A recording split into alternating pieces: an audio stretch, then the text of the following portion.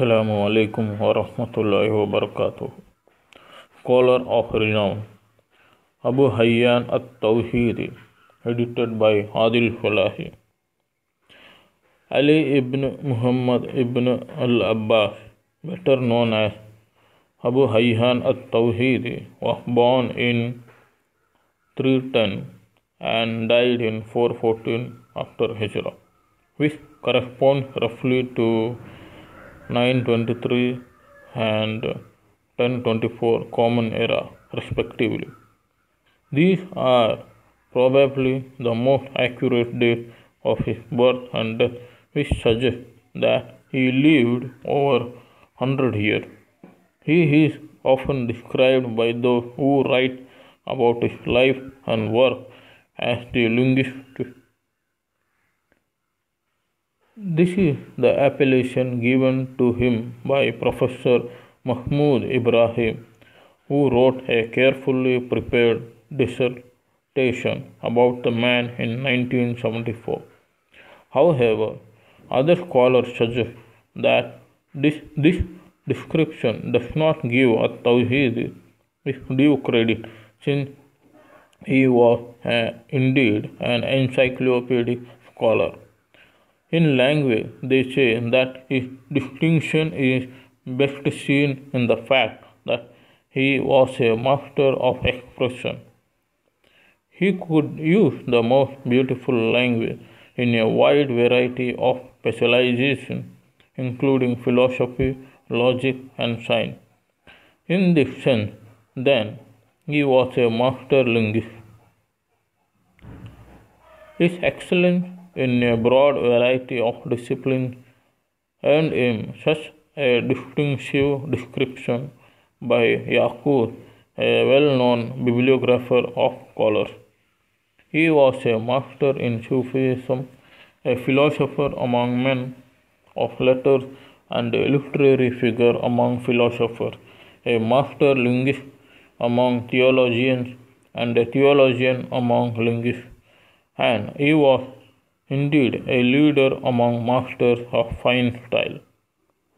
He was without peer anywhere in the world in respect of his intelligence and fine expression.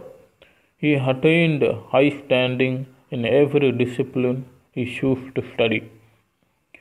Certainly, a person with such gift could only excel if he had the chance to acquire good education and to study under excellent teachers. At-Tawheedi's teachers were exceptional. In linguistics, he studied in Baghdad under As-Sayrafi, who was a top scholar, well known throughout the eastern provinces of the Muslim world. As-Sayrafi was indeed a remarkable scholar who achieved excellence in fiqh, mathematics, theology, literature, in addition to his being the top linguist of his time. In philosophy and logic, his main teachers were Abu Sulaiman al-Mantiki and Yahya ibn Adi, a Christian philosopher who had translated Aristotle's books into Arabic. Both were highly distinguished philosophers. His teachers of fiqh were again the best in the field, Abu Hamidul Marorati and Abu Bakarul Kaffal. The same applies to Ali ibn Isa, his teacher in literature and theology. But At-Tawheedi also studied under a large number of other teachers and attended the circles of many others in different disciplines. As we have seen, some of his teachers were Christians and Jews, which suggests that non-Muslims had every chance to reach distinguished scholarly position in the Muslim state, and that Muslims did not hesitate to read under such scholars. Another source of his knowledge was the fact that he spent long periods of his life working as a scribe, copying books for those who visited to buy them. While this is viewed as a routine work by many who simply copy what is written in front of them without paying much to its meaning, At-Tawheedi treated it as a source of broadening his education and knowledge. He learned as he copied, and he was able to look at priceless books which he could not have acquired with his limited means. However, he eventually was fed up with this kind of work and called it a foul profession. His life experience had also a telling influence on his educational makeup. As we have pointed out, he lived over 100 years, but he did not get married, which meant that at no time did he have to be preoccupied. At no time did he have to be preoccupied with family responsibility. Hence, his time was devoted to his studies, in which he achieved remarkable excellence. At-Tawheedi came in contact with several personalities who combined a high political position with a distinguished scholarly reputation. However, his experience in this area is checkered. The first such personality he contacted was Al-Muhallabi, who was a minister in Baghdad and attracted to his inner circle a number of scholars. Many have spoken highly about his excellent and generous treatment of scholars and authors. However, we do not know much about how At-Tawheedi fared in his entourage. At-Tawheedi traveled to Arrai hoping to be one of the scholars who benefited by joining the circle of Ibn al-Amir, a minister highly renowned for his excellent scholarship and for extending great hospitality to scholars. Nevertheless, At-Tawheedi did not gain any material benefit by this association, nor did he earn any honorable position. So he went back to Baghdad, where again he worked as a scribe. A few years later, Ibn al-Amir's son, who was also a minister and a scholar, visited Baghdad, where he was particularly generous to scholars and men of letters. So, when the latter left Baghdad for Arrai, At-Tawheedi followed him, seeking a position of honor and wealth. But his fortunes with the son were not much better than with the father. Once more, frustration was the lot of At-Tawheedi. Yet, a couple of years later, the new minister in Arrai was Sahib ibn Abbas, a man renowned for his particular interest in literature and especial generosity toward men of letters.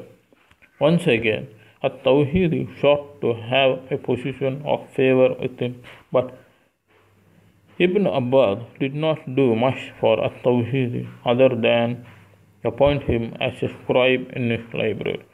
This was demeaning for such a literary figure as At-Tawheedi, because when he attended Ibn Abbas' circle, he was no more than a scribe learning literature, while in fact he was a literary figure of distinction.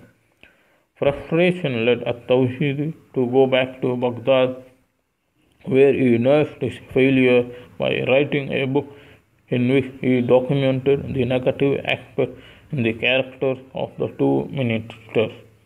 Now, At-Tawheedi did not wish to go back to his old profession, which he immensely hated.